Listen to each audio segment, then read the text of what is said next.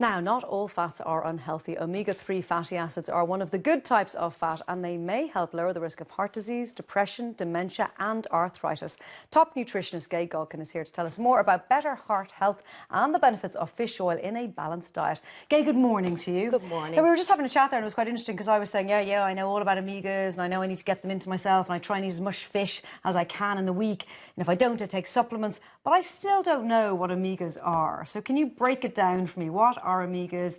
Should I be taking the 3s, the 6s, the 9s, all of the above? Who are they for? That's a really good question. Well, basically, they're called essential fats because the body cannot make them. So your body can make fat out of absolutely anything, except it cannot make omega-3. And they were only discovered in the late 70s, around the time when the heart epidemic was in the US, and they decided to cut out all saturated fats out of the diet and put in plant fats. And so began our problem with weight issues, because fats do not drive heart disease. Certain fats do contribute, such as trans fats, which we have a lot of in our diet. However, eating good quality fats are very cardioprotective. And in actual fact, you know, if you have a diet high in omega-3, you can lower your blood pressure, which is a risk factor. You can lower your cholesterol, your triglycerides.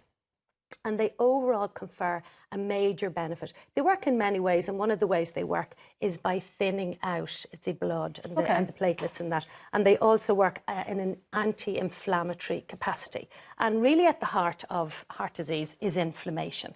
So basically you need to get them in your diet. So, you know, it's important if you're not eating oily fish that you do take a good quality omega-3 supplement. Now, the one I always use is the MorEPA because it's purity and it's very, very strong. So and all of this is dose dependent. I was just about to say, so if, say, the general rule is, and in Ireland we are terrible at eating fish. We are. For an island nation, we're woeful at it. 74% of Irish people do not eat oily fish. 74%. Okay, so for that 74%, be they woman, man or child, what should you be supplementing with? Like, how much do you need? Right, well, that's really good because the European Food Safety Authority have legislation around this to protect the consumer. Okay. And basically what they say is to make a health claim about anything that you want to make a health claim, such as omega-3, you need to take a minimum of 500 milligrams of EPA plus DHA a day, per day.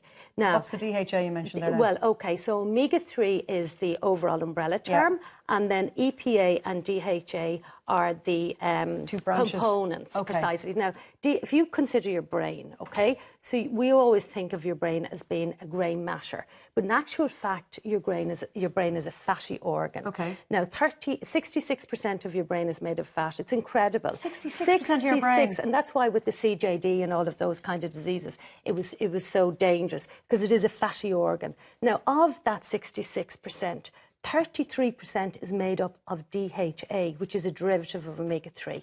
33%. Wow. So almost half of it. Exactly. Yeah. So you consider a developing baby in the womb. For example, in the UK, they have recommendations around how much pregnant women should take. Now, we don't in Ireland because we don't have a national nutrition plan in Ireland.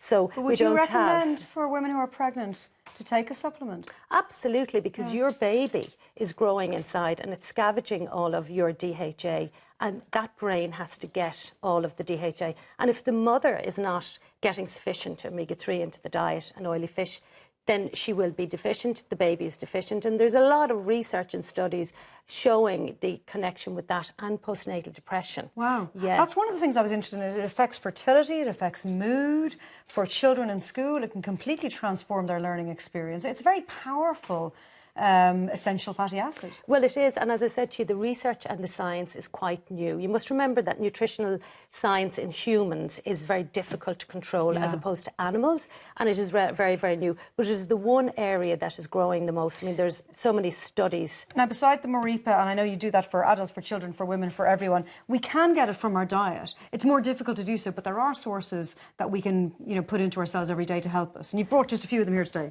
Okay, well, the oily fish is the #1 source. You will get it in walnuts, for example, pumpkin seeds, flax seeds. However, they're in a plant format. Now, the body can only use it in the EPA and DHA. So in this format, it's in the format of ALA, alpha-linolenic acid, which is a vegetable format. Okay. And it was a great idea back in the 70s that we could get it from plant. However, it's not enough. Only 3% is converted to EPA and DHA. And again, that research is quite new because we can now look at how this is being cascaded in the body. I remember, was it last year or the year before, there was this kind of flurry of fear, a linking between omegas and prostate cancer. And I know that a lot of people at home just stopped taking them. A lot of men stopped taking them. A lot of women stopped giving it to their husbands. They should not do that. No, I'll tell you what happened there. That was in July 2013, and it was a SELECT study was the name of that study.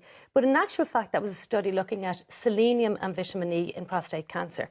And they had to stop the study because they were getting very bad results and people were going on to get prostate cancer. So what they did was they had this big piece of data and they said, what can we get from this? So they looked back and they saw that 0.3% of a difference between people who had a diet in omega-3 and who had omega-3 in their blood as opposed to the guys who had less. Now 0.3. However, there was no control, there was no omega-3 used. So people should not have a single concern. Absolutely no concern. In actual fact, there's more research now showing that because prostate cancer is an inflammatory disease, having a diet high in oily fish, particularly things like tomatoes, antioxidants, the carotenes, oily fish, will protect you against prostate cancer. So basically these are incredibly good for you.